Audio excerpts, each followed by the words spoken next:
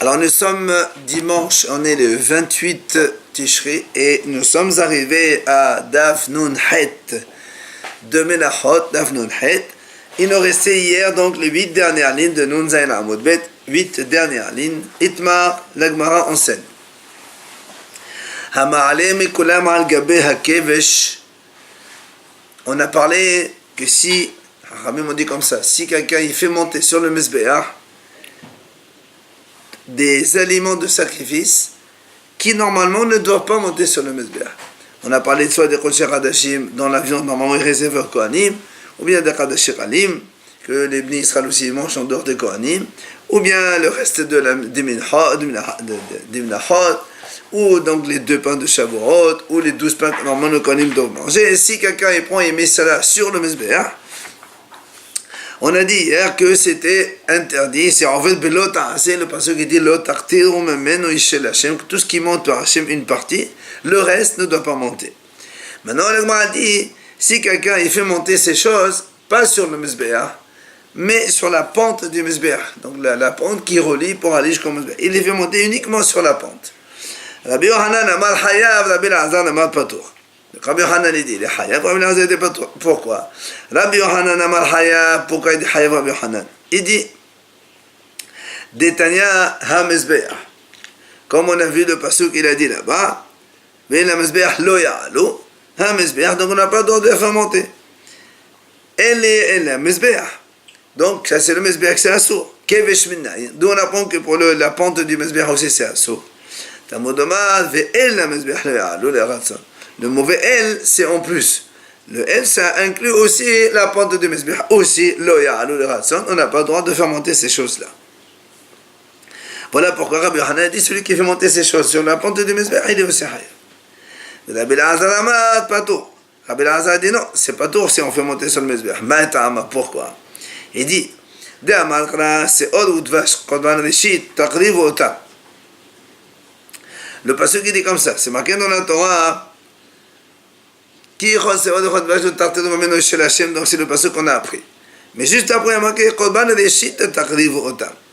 c'est-à-dire le passage dans lequel hier on a appris Ishe, l'otartiro, ce qui va sur le feu, tu n'as pas le droit de monter sur le Mizbeach. Après, il y a marqué Korban Reshit Takriv Otam. Otam hu de Rabbi Lecha Kemizbeach, aval Medeach Renala.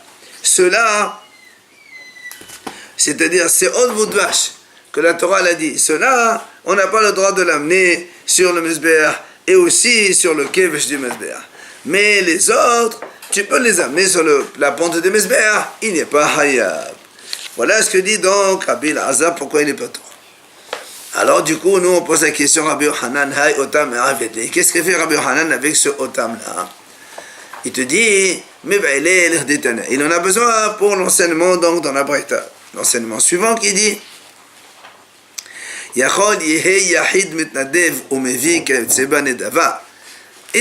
qu'on pourrait donc imaginer qu'un Yahid il amène la même chose que cela, c'est-à-dire les 2 pains de Shavuot, Nedava, et alors donc du coup, puisque lui il a été Mitnadev, je vais dire, ça c'est fait, la Torah a dit tout ce que tu prononces avec ta bouche, tu dois donc concrétiser.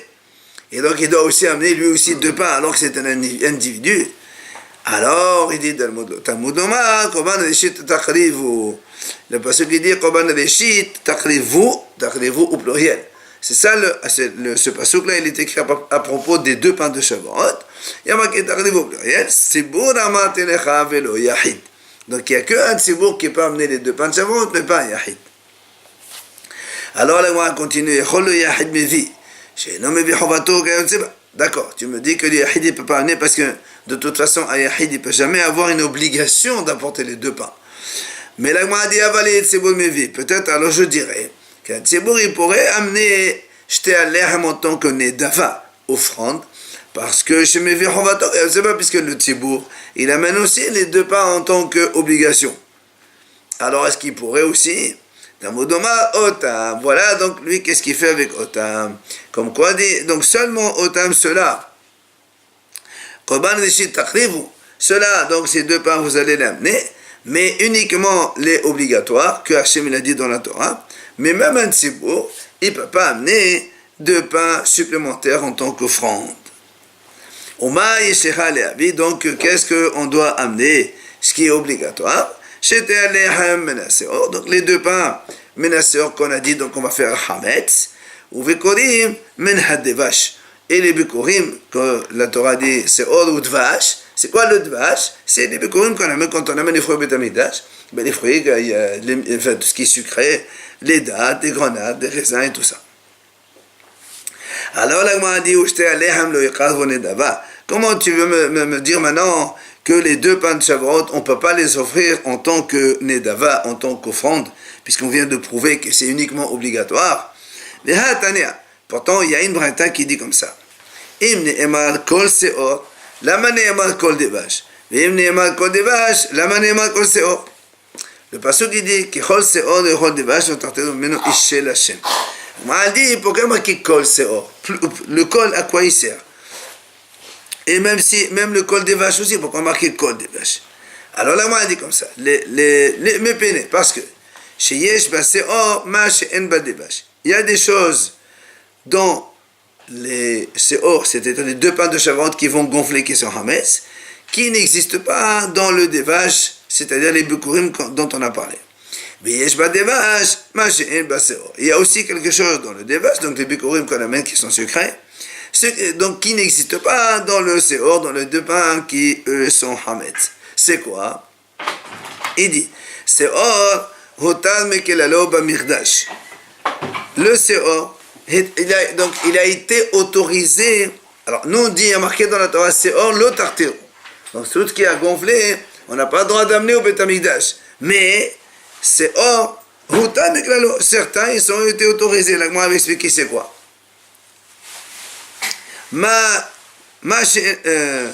C'est ça, des vaches, lo huta meklalo b'mirdash. Alors que le miel, jamais on a autorisé des choses sucrées à amener sur le Mizbeach. Maintenant, des vaches, hotal b'shiarei menachot. C'est le hotal b'shiarei menachot. Le des vaches, hotal, il est autorisé le miel b'shiarei menachot. C'est quoi shiarei menachot? Quand on a fait la minha, quelqu'un il offre une minha. Après avoir fait la kmitza, le reste de la minha, c'est réservé à la consommation des kohanim. Maintenant, les kohanim, ils peuvent manger ça comme ils veulent, ils peuvent mettre du miel s'ils veulent, tout ce qu'ils veulent, il n'y a pas de problème. Donc tu vois bien que le des vaches, il a été autorisé dans le reste des menachot. Mais par contre, le seor, on vient de voir donc depuis quelques jours que toute minha doit être hametz, et même le reste de la minha aussi doit être matzah, et même le reste de la minha aussi doit être matzah. On ne peut pas le faire hametz. Donc tu vois bien qu'il y a une différence entre le seor et le devash.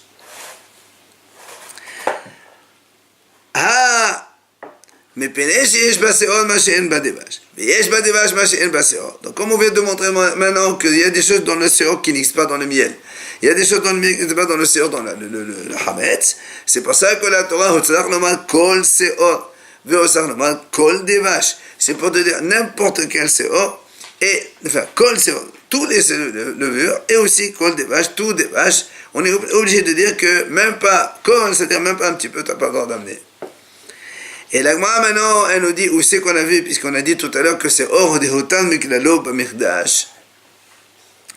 On a dit que la levure, là, il a été autorisé dans le mirdash. C'est quoi? Alors on m'a dit, c'est quoi quand on a raisonné, on a parlé que le seor, il a été autorisé. C'est-à-dire une fois, c'est quoi? Là, c'était à l'ehem de karavan et d'aba. N'est-ce pas qu'on parle de j'étais à l'ehem, les 2 pains qu'on peut offrir en tant qu'on est d'ava, en offrande. Alors donc tu vois, ça c'est la conclusion. Et donc du coup c'est la question contre ce que tu as dit tout à l'heure, selon Rabbi Yochanan, que le Yahid,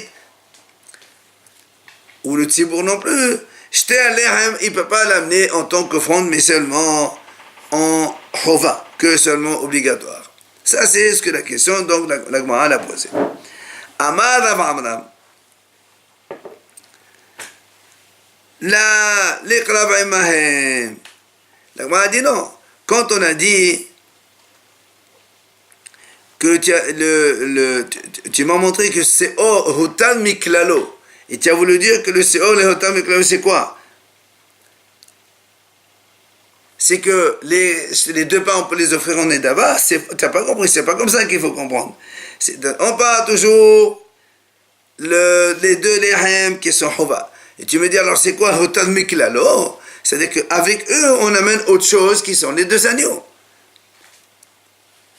C'est ça, Hotan Miklalo. Ça veut dire que dans le Seor, on amène les 2 pains, mais on amène autre chose avec. Et dans le Devash, il n'y a pas autre chose avec. Alors il lui dit la Gemara, mais il lui dit, pourquoi tu dis qu'il n'y a pas d'autre chose avec les Bikurim? Dites-nan,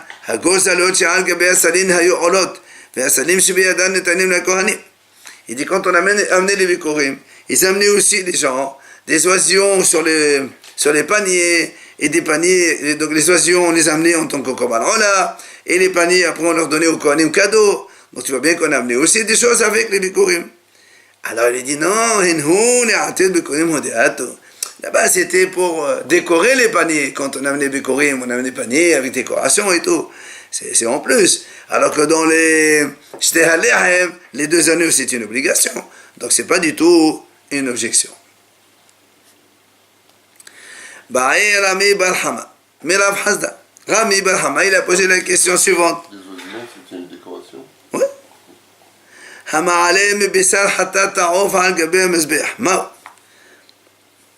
Jusqu'à présent, on a donc appris que tous les korbanot, dont une partie va sur le mezbeh, donc sur le feu du mezbeh, le reste du korban, on n'a pas le droit de le monter sur le mezbeh. Alors bien, on m'a posé une question. Hatat ta'of, quand on a une volaille, korban hatat. Or, la volaille hatat, on fait juste l'aspersion sur le mezbeh, et après, donc, la volaille, elle est donc mangeable par les kohanim. Il n'y a rien qui va sur le feu. C'est pas comme dans les animaux, on prend les graisses, on prend un peu les entrailles, tout ça, et on les met sur le mezbeh, et c'est ça pour Hachem. Dans le hatat, il n'y a rien. Alors, il lui pose la question. Si quelqu'un maintenant, il prend un morceau de viande de volaille de Hof, qui est normalement destiné au Kohanim, et il la monte sur le mezbeh, est-ce que c'est assour ou c'est pas assour? Il lui dit, Kol shememenu la'eshim amar Rahamana v'hay en memenu la'eshim. Odilma kol sheshemo korban v'hana meshemo korban. Ça veut dire aussi qu'il y a la discussion. Il dit, soit tu me dis, comme on a nous raisonné, on a dit, il y a marqué, l'otateru menu eshel Hashem, on a dit, kol memenu la'eshim, ceux qui vont sur le feu. Donc de là, on apprend que le reste c'est assour. Or, celui-là, il ne va pas sur le feu. Donc du coup, celui qui amène la viande hatat sur le mezbeh, il n'y a pas d'interdiction. Ou bien, tu peux me dire aussi, Kol shemo korban, parce qu'il y a marqué, le pasuk, il dit le pasuk comme ça, le pasuk, il dit exactement, korban et shit, voilà, korban. Il dit, ou bien tu veux me dire tout ce qui est korban, on n'a pas le droit d'amener sur le feu, sur le mezbeh le reste. Et là aussi, ça s'appelle korban aussi. Et donc, ce serait aussi assour. Donc, est-ce que c'est assour, est-ce que c'est pas assour? Amale, kol sheshemo korban v'han meshemo korban. Il lui a dit une réponse. Il dit non, tout ce qui s'appelle korban, si tu donc, même si on n'amène pas sur le feu, vu qu'il s'appelle korban un sacrifice, eh bien tu n'as pas le droit d'amener les restes sur le mezbeh. Et donc là aussi, hatat ta'of, c'est la même chose, c'est assour. Là, on m'a dit en fait, c'est une mahlok de Tanaïm. Est-ce que on prend compte le mot les ishim, et donc seulement quand il y a une partie qui va sur le feu, alors le reste c'est assour dans le mezbeh, ou bien on prend compte le nom de korban. Rabbi Eliezer Omer kol shemimenu la ishim. Rabbi Akiva mais kol sheshemo korban. Donc il mahlok de Rabbi Eliezer, Rabbi Akiva. Rabbi Eliezer dit donc ce qui va sur le feu, le reste on n'a pas le droit d'amener sur le mezbeh. Et Rabbi Akiva dit non, même si il ne va pas sur le feu, mais il s'appelle korban, on n'a pas le droit de l'amener sur le mezbeh. Quelle est donc la différence entre les deux? Amar Rav Hazda, il a dit Rav Hazda. Besar hatat, donc on voit ici cet exemple-là, donc on vient de voir maintenant. Effectivement, c'est la viande de hatat, la volaille hatat. Selon Rabbi Eliezer, puisque ça ne va pas sur le feu, alors du coup, donc si tu amènes sur le mezbeh, c'est pas grave. C'est le Rabbi Akiva, puisque ça s'appelle korban. Alors, puisque ça s'appelle korban, tu n'as pas le droit de l'amener sur le mezbeh. Et donc celui qui amène, il transgresse le commandement négatif. Rav Amar, log shemen shel mesora eka benayhu. Detani levi kol korban, amenez la botte log shemen shel mesora. Il vient Rav et dit, c'est quoi la mahlok entre Rabbi Akiva et Rabbi Eliezer? C'est le log shemen de mesora. Le Metzora, le lépreux, quand il vient faire sa purification, il amène avec lui l'og d'huile d'olive. Et l'huile d'olive, elle ne va pas être brûlée sur le Mezbeach, mais ça fait partie du Korban. Selon Rabbi Eliezer, donc si tu amènes ça sur le Mezbeach, c'est pas grave. Et selon Rabbi Akiva, si tu le mets sur le Mezbeach, comme c'est un Korban, alors on n'a pas le droit et c'est assourd. Tano Rabbanan, Hachamim enseigne. C'est or bal tartir. Dans le passage, c'est marqué Ki chol se'od v'chol devash. Donc on a dit on n'amène pas des choses hametz, des choses gonflées, ni dvash, du miel, sur le Mezbeach. Donc s'il y avait marqué se'or, on aurait dit bal tartiro. Donc on n'a pas le droit d'amener le hametz sur le Mezbeach. En la kullo. Donc tout le pain hametz, tu n'as pas le droit d'amener. Michsato menayin. Et si je peux amener un petit bout, c'est pas grave, oui ou pas? Alors il dit, kol. C'est pour ça que la Torah a dit kol, c'est kol. Même une partie, tu n'as pas le droit d'amener sur le Mezbeach. Une partie de hametz. Maintenant, c'est maintenant, j'ai un pain, je mélange un peu de hametz avec un peu de matzah, et c'est mélangé, ça ne se voit pas. Est-ce que c'est assourd d'amener sur le Mezbeach? Tamudomar, ki chol.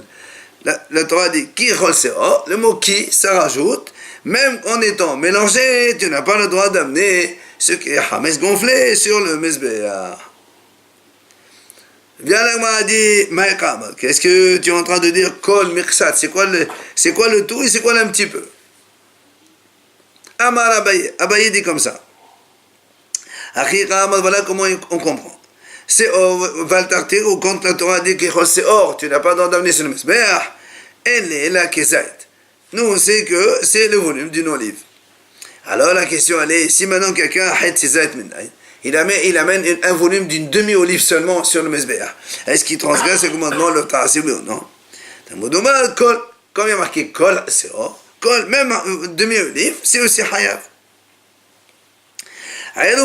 Si maintenant il prend le demi-olive, il le mélange avec autre chose, est-ce qu'il est hayav ou pas? Ou même il prend le kazait, il le mélange avec quelque chose qui n'est pas hametz, il le met sur le Mezbeach, est-ce qu'il est hayav ou pas?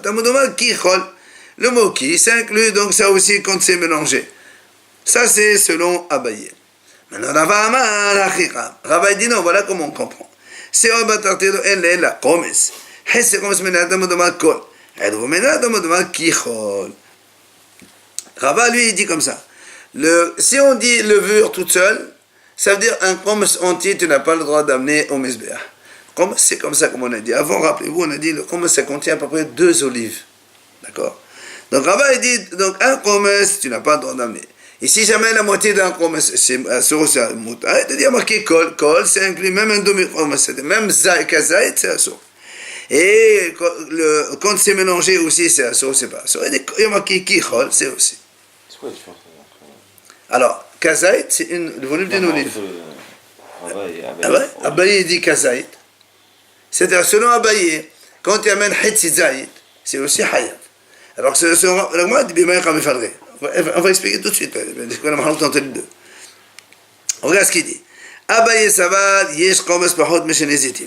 Selon Abaye, on peut avoir un komes moins que 2 olives. Donc, tu peux avoir un komes avec le volume d'une seule olive. Donc, dans ce cas-là, qu'est-ce qu'on comprend?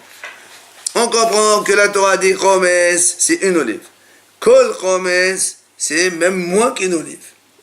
Et selon Abaye, on peut mettre sur le Mezbeach moins que kazait, et c'est valable aussi. Et c'est pour ça lui il dit que moins que kazait aussi, il est hayav. Alors que Velava Amar, selon Rava, puisqu'il lui dit le minimum de komes c'est 2 kazait. Donc si tu amènes kazait, il est hayav. Mais selon Rava, si tu amènes moins que kazait, c'est ça. Puisque Rava dit le komes c'est 2 kazait, le kol c'est pour inclure la moitié d'un komes. C'est quoi la moitié d'un komes? C'est kazait. Mais selon lui, si tu descends encore moins que ça, moins que kazait, tu n'es pas hayav. Pourquoi? Parce que pour lui, c'est quelqu'un qui amène moins que le volume d'une olive sur le Mezbeach, ça ne veut pas dire qu'il a fait une offrande. Ça ne s'appelle pas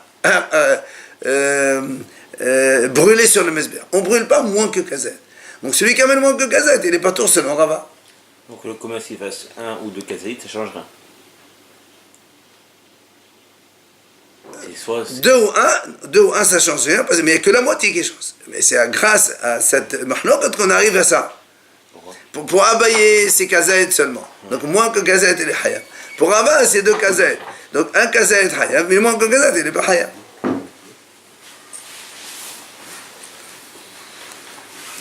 Itma l'agma onsen. Hama'ale meseor ou medevash al gabe hamezbeah. Si quelqu'un il prend de la levure et du miel, mais ensemble mélangés, il met ça sur le mezbeah. Qu'est-ce qui se passe? Amarava loke mishum seor, veloke mishum devash, loke mishum aïdove seor, ou mishum aïdove devash. Il dit Rava comme ça, puisqu'il a amené de la levure, donc du hametz, plus du miel mélangés ensemble, on va le frapper 4 fois 39 coups. Un, parce qu'il y a marqué le seor, tu n'amènes pas. Et on a dit kichol, même mélangé. Et lui, il a mélangé avec la levure avec le miel. Et donc ça fait 2. Après, un troisième pour le dvash, pour le miel. Et un quatrième pour le miel mélangé avec la levure. Ça va dans les 2 sens. Parce que nous, on vient de dire seor et aérové seor. Donc pour chacun, il y a un commandement négatif. Dvash et aérové dvash. Donc le miel et le mélange de dvash. Donc ça fait qu'en tout, il y a 4 malchoutes, et le Rava il dit, il y a 4 malchoutes. Le miel mélangé avec... Le miel mélangé avec... C'est le même. Oui, mais il a c'est ce qu'il va dire Abaye. Abaye Amar, en lo kena alav shebichlalut. Abaye dit, on ne prend pas des coups sur un lave qui englobe plein de choses en même temps. Alors c'est pour ça, selon Abaye, qu'est-ce que ça veut dire? Est-ce qu'il prend 0 ou est-ce qu'il prend 1, 2, combien il prend? Alors bien l'Agma a dit... Il y a une version qui dit, selon Abaye qui a dit, on ne fera pas sur un commandement général qui englobe plein de choses à la fois. Donc, mais au moins ici, il prend 1. Et donc 1, ça veut dire en vérité, c'est ça. Rachid dit, il prend 1 pour Kol Seor et 1 pour le mélange de Seor avec il a mélangé, et 1 pour le mélange de miel avec le Seor. Ça fait, en fait, il en prend 2. Mais il y a une version qui dit même une seule il ne prend pas. Mais il ne prend pas. Pourquoi il ne prend pas au moins un seul? Parce que il dit parce qu'ici il n'y a pas un lav miouhad, parce que nous on a appris, la Torah elle dit comme ça, quand la Torah elle parle de malchout, comme quoi il faut frapper 39 coups, juste après la Torah dit lo tahsam shor bedisho, la Torah dit comme ça, al-ba'im yaken le Yosef, il fallait frapper 40 coups, donc c'est-à-dire 39, juste après la Torah dit tu n'as pas le droit de museler un taureau. Hachamim on dit, de là on apprend, pour frapper, il faut qu'il y ait un commandement clair et simple comme celui-là. Et comme ici, le commandement n'est pas clair, c'est un commandement qui englobe plein de choses, alors selon lui, même pas un seul, on le frappe. Parce qu'il a dit, comme il a dit, l'âme yahid lavé. On n'a pas spécifié son commandement comme on a spécifié le lave d'Ahasima, de l'otahsam shorbedisho. Tu ne muselles pas le taureau pendant qu'il est en train de battre le blé. Donc, comme on n'a pas spécifié, alors il n'y a même pas de malchout, même pas pour un seul, selon la deuxième version. Matiti, nouvelle Mishnah. La Mishnah dit donc, à propos de toutes les mnachot qu'on a vues jusqu'à présent, elle fait un comparatif. Yesh te'onot shemen ulfona. Shemen velo levona. Levona velo shem. Lo levona velo shem. La Mishnah nous dit, il y a 4 types de mincha. Il y a plusieurs types de mincha. Mais enfin, dans ces types de mincha, il y a 4, on va dire, façons de faire la mincha. La première, c'est on mélange la mincha avec shemen et levona. On met de l'huile d'olive et on met aussi la levona, donc un peu d'encens. Le deuxième type, c'est shemen velo levona. On met de l'huile, mais on ne met pas d'encens. Troisième, levona velo shemen. On met des encens, mais on ne met pas d'huile. Quatrième, lo levona velo shemen. Le quatrième, c'est quand il n'y a pas ni huile et ni encens. Et la Mishnah, elle va nous donner le listing. Premier cas, ve'elu te'unot shemen ulvona. Voilà donc les menachot qui nécessitent donc de l'huile et de l'encens. Premièrement, la Mishnah dit minhat asolet. Minhat asolet, c'est tout simplement la minha qu'un homme il dit voilà, je veux offrir une minha. Maintenant, des minha stam, et des haramim, c'est ça. Aïsaron, tu amènes aïsaron solet. Donc là, vous le volume de 2,4 kg à peu près de semoule de farine, et tu amènes un métamigdash, et là-bas, on est obligé de te demander d'amener aussi shemen et levona. Après, on fait le commerce. Ça, c'est le pashut de minha. Ve'amahavat ve'amarheshet, ce sont les deux autres types de minha quand on a parlé avant. C'est mahavat quand on l'a fait frire dans la poêle, marheshet quand on l'a fait bouillir dans une casserole avec beaucoup d'huile aussi. Halot ve'alqiqin, c'est les deux types de pain qu'on fait fuir enfourner dans le four. Ce sont les 4 types de minha en fait. Et la Mishnah continue. Minhat kohanim, quand un kohen il apporte un korban, et nous on a appris que le kohen quand il apporte un korban, elle est entièrement brûlée sur le mesber, et bien il faut que le kohen amène shemen et levona, l'huile et l'encens aussi. Minhat kohen mashiach, la minha du kohen gadol. On a déjà appris que le kohen gadol il amène une minha tous les jours, dont on fait la moitié le matin, la moitié l'après-midi, on en a parlé déjà. Ça aussi, ils doivent être l'huile et les encens. Minhat envet kohavim. Si un goy, il veut offrir un korban minha betamigdash, on peut accepter. Et là aussi, on met de l'huile et les encens. Minhat nashim, si une femme, elle veut offrir donc une minha betamigdash, là aussi, il faut mettre donc de l'huile et des encens. Minhat ha'omer. Ha'omer, c'est donc ce qu'on amène le 16 Nissan.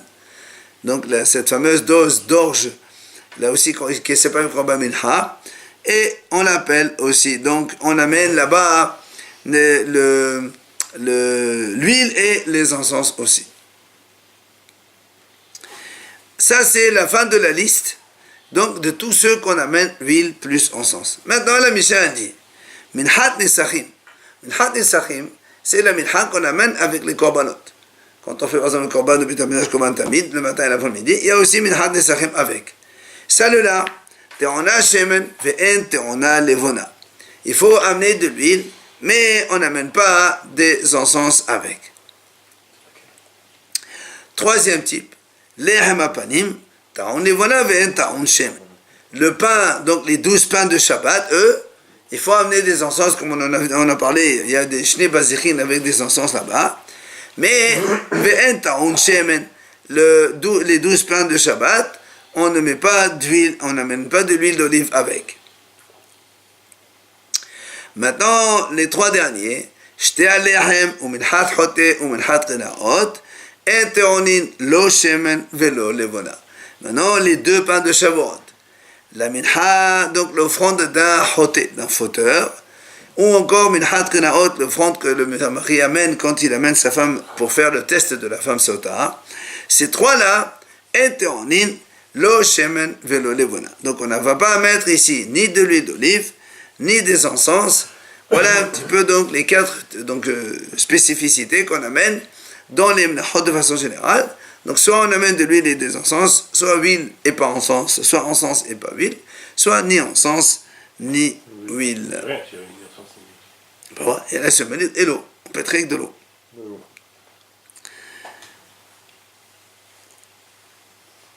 On peut continuer. Juste une phrase. Mara, Amar la papa. Kol echad etnan, aeser etnan. La pokem et la beshemon de Amar, mersa halot ou mersa leket. Il y a vu comme mashmanan de là. Il vient un papa, il nous dit comme ça. Chaque fois dans la Mishnah, quand on parle de menachot, eh bien, en général, quand on amène une minha, c'est 10 pains qu'on fait avec ces minha. Chaque minha, on fait avec 10 pains. C'est pour exclure ce qu'il a dit Rabbi Shimon, parce que normalement, quand on apporte une minha, on fait soit aïsel halot, soit aïsel rekikin. C'est-à-dire soit 10 pains, rekikin, soit un petit peu forme de galette, de matzah. Et donc, nous on dit soit 10 comme ça, soit 10 comme ça. Chacun il fait ce qu'il veut. Par contre, Rabbi Shimon, lui, il dit non. Il faut faire 5 halot plus 5 rekikin, comme ça tu as les deux pour faire 10. Et la Gemara dit non. Rapapa, il nous dit, chaque fois que marqué dans la Mishnah Minha, c'est pour dire qu'il faut amener 10, ou tu amènes halot ou les kekin, mais c'est pas comme il a dit Rabbi Shimon qu'il faut apporter 5 plus 5, on n'a pas donc comme lui, c'est soit 10 pains, soit 10 c'est-à-dire donc des fines galettes qu'on amène. Voilà. Vous avez pas la théorie?